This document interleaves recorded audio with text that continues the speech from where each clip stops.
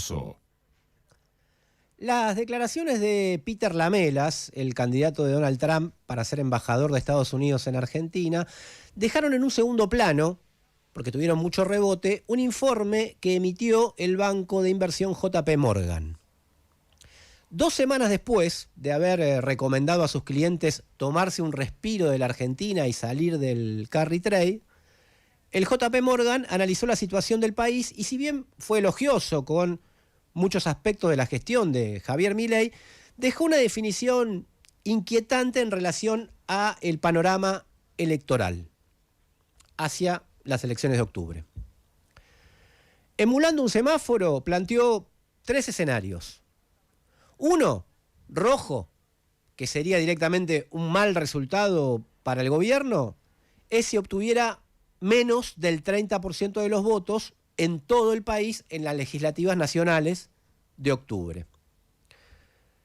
Un segundo escenario, amarillo, más alerta y al que califica como un camino largo y accidentado, sería el producto de haber recibido entre el 33 y el 39% de los votos. Y una tercera posibilidad, verde, que para el JP Morgan sería de consolidación y éxito, en el que consiguiese el gobierno nacional un 45% de los votos o más. Vamos a traducirlo. O sacan más del 45% de los votos o esto se puede ir al carajo. Ese es el mensaje implícito que plantea el JP Morgan, aunque ellos lo disfracen como un análisis imparcial, firmado por 2 técnicos, pero lo que están diciendo es abiertamente esto. Es una extorsión, hay que decirlo así, en la que no solo advierten al gobierno y a la Libertad Avanza, sino que extorsionan al conjunto de la población o de la ciudadanía, porque la voz del JP Morgan, uno de los bancos de inversión más importantes del mundo, no es cualquier voz. Sus decisiones y sus dichos tienen consecuencias. Esto se verificó de manera transparente en 2018, cuando fue el primero en desarmar posiciones en pesos, como se dice técnicamente, cuando el plan era insostenible, el mismo plan de Caputo, e inició la revuelta de los mercados que, terminó de detonar al gobierno de Mauricio Macri. Este informe del JP Morgan operó en tándem con las declaraciones del candidato de Trump para ocupar la embajada en Argentina. Circuló mucho en estos días, pero recordemos lo que dijo Lamelas, que va a apretar a todos los gobernadores para que no hagan acuerdos con China, que quiere garantizar la condena de Cristina Fernández de Kirchner. ¿Recuerdan cuando decíamos que era un fallo armado por poderes fácticos que querían rediseñar el régimen político? Bueno, acá lo confirman. Dijo que tienen que apoyar a Milei en estas elecciones y al gobierno, abiertamente, que había que seguir vigilando lo que surja a la izquierda del peronismo. Esto hay que vigilarlo porque es peligroso, dicho por Lamelas, y que tenía que garantizar recursos estratégicos, apertura comercial, negocios, etc. En menos de 5 minutos, la persona propuesta por Trump para ocupar la embajada en los Estados Unidos bosquejó un verdadero estatuto del coloniaje en el que él sería la máxima autoridad con poderes casi plenipotenciarios en ese nuevo régimen rediseñado. En este contexto, un tercer elemento es el FMI, que también hizo su aporte y aprobó las metas del acuerdo con la Argentina y va a desembolsar el dinero que le falta o que necesita el ministro de Economía, Luis Toto Caputo. De esta manera se concreta, de hecho, un apoyo explícito de Washington al gobierno de Milei camino a las elecciones de octubre. ¿Qué nos dice todo esto? Bueno, en primer lugar, y como decimos siempre, pero vale la pena destacarlo, habla del verdadero carácter antidemocrático de este régimen político que permite estas injerencias que actúan sobre la realidad y extorsionan, o como se dice, los mercados que votan todos los días, mientras a los ciudadanos y a las ciudadanas se las convoca, y bajo estas condiciones, a votar cada 2 o 4 años. En segundo lugar, y a diferencia de muchos observadores locales, estos factores de poder ven un gobierno y a todo un régimen político excesivamente frágil. Frágil para las grandes tareas que ellos creen que tienen que llevar adelante como parte de su mandato. Esto es la gran reforma jubilatoria, la reforma laboral, etc. Observemos, si no, el tema de la provincia de Buenos Aires. Mirada objetivamente. ¿Qué se elige el próximo 7 de septiembre en la provincia? Bueno, se renueva una parte de la legislatura local y un porcentaje de los concejales en los consejos deliberantes.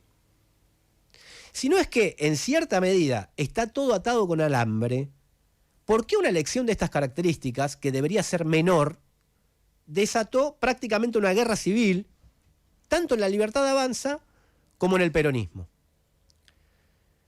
En el gobierno se fracturó el triángulo de hierro, esto es Milei, Karina Milei y Santiago Caputo, con el desplazamiento de este último, que era el líder de las Fuerzas del Cielo, que se quedaron prácticamente afuera de todas las listas. Aspiraban a más, obviamente. Ellos se autoperciben o se autopercibían como la escudería digital clave en el proyecto político de la Libertad Avanza, y Karina Milei los voló de un plumazo. No es poca cosa esta ruptura en un gobierno que ya tiene centenares de funcionarios desplazados y despedidos, y con la reciente ruptura abierta de la vicepresidenta Victoria Villarruel. Del lado del peronismo, bueno, estuvo todo a punto de romperse el día del cierre de las listas, llegaron a un acuerdo a las 5 de la mañana y entregando todo el papeleo bastante tarde, con la ayuda de un sospechoso corte de luz incluido. Ahora, al margen de las formas impresentables, hay un tema de contenido. ¿Con qué programa y con qué estrategia enfrentar a Milei? ¿Cuáles son las nuevas canciones? Eso se sigue, ahí está la cuestión y todavía se sigue discutiendo.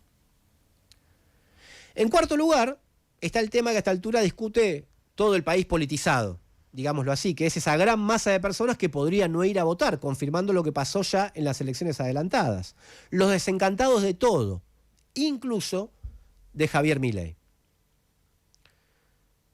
Por último, si esta es la realidad, un gobierno frágil, pero con decisión de avanzar, y con el respaldo del FMI, el gobierno de los Estados Unidos también que lo apoya, gran parte del empresariado, aunque un sector, como decíamos la semana pasada, esté desencantado, y eso aporta a la fragilidad, pero lo sigue apoyando una gran parte del empresariado, y una porción muy importante de la sociedad también desencantada con todo. Si esta es la situación, la propuesta de salida no puede ser una alquimia meramente electoral, sino una oposición contundente, parlamentaria y extraparlamentaria. No solo una fuerza política en el sentido superestructural del término, sino también una fuerza social que le dé potencia. Y no solo una fuerza social en el sentido meramente corporativo del término, sino también una fuerza política, es decir, con un programa global para una salida de conjunto.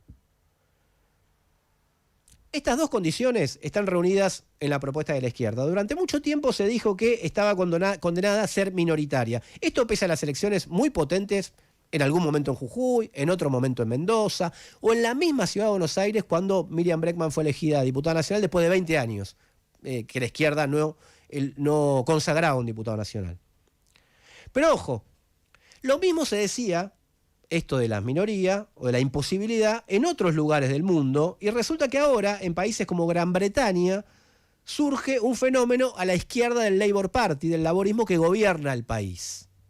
En Chile, a la izquierda de Boric, que también es la centroizquierda que gobierna el país. Y en Estados Unidos, en Nueva York, de esto ha hablado Diego Sacchi, a la izquierda del Partido Demócrata. Hay mil cosas que discutir con esas izquierdas emergentes, pero lo que quiero destacar es que decían que era imposible que surgiera nada a la izquierda de la izquierda responsable. Y ahí está. Como en la emergencia de la ultraderecha, que también se consideraba imposible en un país como el nuestro, la Argentina puede no ser la excepción. Obvio que lo digo porque puede pasar y también para que pase.